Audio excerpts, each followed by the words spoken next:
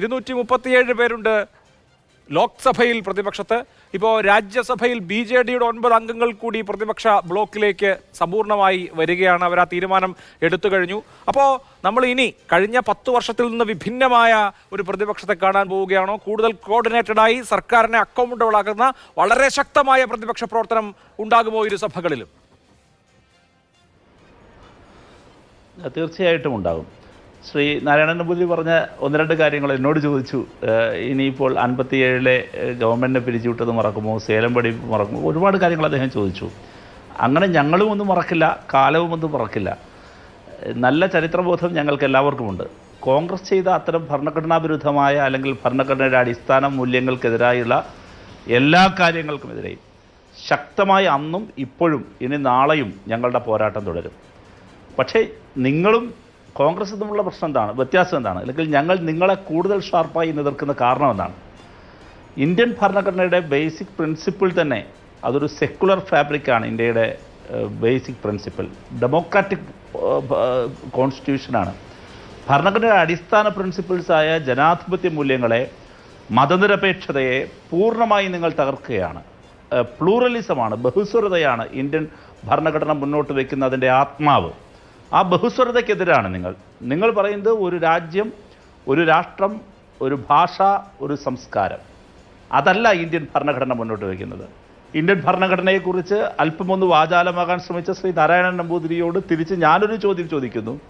ഭരണഘടനയുടെ ആത്മാവായ പ്ലൂറലിസത്തിന് ഘടകവിരുദ്ധമായി നിങ്ങൾ മുന്നോട്ട് വയ്ക്കുന്ന നിങ്ങളുടെ സ്വപ്നമായ നിങ്ങളുടെ യാത്ര അതിലേക്കാണല്ലോ, ഒരു രാഷ്ട്രം, ഒരു ഭാഷ, ഒരു സംസ്കാരം. അതിനെ ഈ ഭരണഘടനയുടെ അന്തസത്ത ഉൾക്കൊണ്ടുകൊണ്ട് താങ്കൾ തള്ളിപ്പറയാൻ തയ്യാറാകുമോ എന്നൊരു ചോദ്യമാണ് ചോദിക്കാനുള്ളത്. ഇവിടെ ശ്രീ അഭിലാഷനോട് ചോദിച്ച ക്വസ്റ്റ്യൻ രാജ്യസഭയിലും ഇപ്പോഴിതാ BJD കൂടെ വരുന്നുണ്ട് എന്നുള്ളതാണ്. ഞാനിപ്പോൾ ആ വാർത്ത കാണുകയായിരുന്നു. അഭിലാഷേ, ഇതൊരു വലിയൊരു മെസ്സേജാണ്. കഴിഞ്ഞ പാർലമെൻറ്റിൽ രാജ്യസഭയിൽ പ്രത്യേകിച്ചും BJDയുടെ നിലപാട് വളരെ നിർണായകമായിരുന്നു.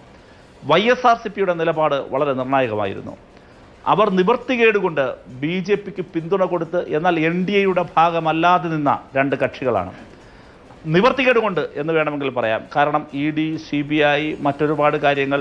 എന്നിരുന്നാൽ തന്നെയും ഒരു കാര്യം മനസ്സിലാക്കേണ്ടത്, രാജ്യസഭയിൽ നിർണായകമായ പല ഘട്ടങ്ങളിലും ഈ രണ്ട് കൂട്ടരുടെ പിന്തുണയുള്ളത് കൊണ്ട് മാത്രമായിരുന്നു നരേന്ദ്രമോദി സർക്കാരിന് കഴിഞ്ഞ തവണ മുഖം രക്ഷിക്കാനായത്. ആ രണ്ട് പാർട്ടികൾക്ക് BJPയിൽ നിന്ന് നേരിടേണ്ടി വന്ന വിധി എന്താണ്? എന്ത് ട്രീറ്റ്മെൻറ്റാണ് കിട്ടിയത്? നവീൻ പട്നായിക്കിൻ്റെ BJDക്കെതിരെ ഒഡീഷയിൽ രൂക്ഷമായ കലഹമഴിച്ചു വിട്ടു. നവീൻ പട്നായിക് ഗവൺമെൻറ്റിനെ തന്നെ, അല്ലെങ്കിൽ അദ്ദേഹത്തിൻ്റെ പാർട്ടിയെ തന്നെ, BJDയെ തന്നെ അവിടെ അപ്രസക്തമാക്കും വിധം BJP നന്ദികേട് കാണിച്ചു. നോക്കൂ, YSRCPയോടുള്ള നന്ദികേട് എന്താണ്? YSRCPയുടെ കൈ ഉയർത്തലില്ലായിരുന്നുവെങ്കിൽ എത്രയോ സന്ദർഭങ്ങളിൽ നരേന്ദ്രമോദി തലകുനിക്കേണ്ടി വരുമായിരുന്നു ഇന്ത്യൻ രാജ്യസഭയിൽ, പാർലമെൻറ്റിൽ. നിർണായകമായ ഘട്ടങ്ങളിൽ BJP ഈ നിവർത്തികേട് കൊണ്ട് തന്നെയാണ്, യാതൊരു സംശയവും വേണ്ട. ഗൺ പോയിന്റിൽ നടത്തി ED, CBI തുടങ്ങിയ ഏജൻസികളെല്ലാം ഉപയോഗപ്പെടുത്തിക്കൊണ്ട് തന്നെയാണ്. പക്ഷേ അപ്പോഴും അവർ കൈ ഉയർത്തി. ഇപ്പോഴെന്താണ്? അവരുടെ ബദ്ധവൈരികളായ TDPയുമായി നിങ്ങൾ സഖ്യം ചേർന്നു. YSRCPയോട് നന്ദികേട് കാണിച്ചു. TDPയുടെ അംഗബലം കൊണ്ടായിരുന്നില്ല ഇന്നലകളിൽ ഇന്ത്യൻ പാർലമെൻറ്റിൽ നിങ്ങൾ പല ഘട്ടങ്ങളും കടന്നുപോയത്. YSRCPയുടെ പിന്തുണയോടുകൂടിയായിരുന്നു. അവർ NDAയുടെ ഭാഗമല്ല. പക്ഷേ ഇപ്പം ഞാൻ പറയുന്നത് ഇത് കൃത്യമായൊരു മെസ്സേജാണ്. എന്താ മെസ്സേജ്? അത് ഇന്ന് NDAയോടൊപ്പം നിൽക്കുന്ന ആളുകളില്ലേ, ഇന്ന് TDP, ഇപ്പോൾ നിതീഷ് കുമാർ, കേരളത്തിൽ പോലും വിവിധ ആളുകളുണ്ടല്ലോ.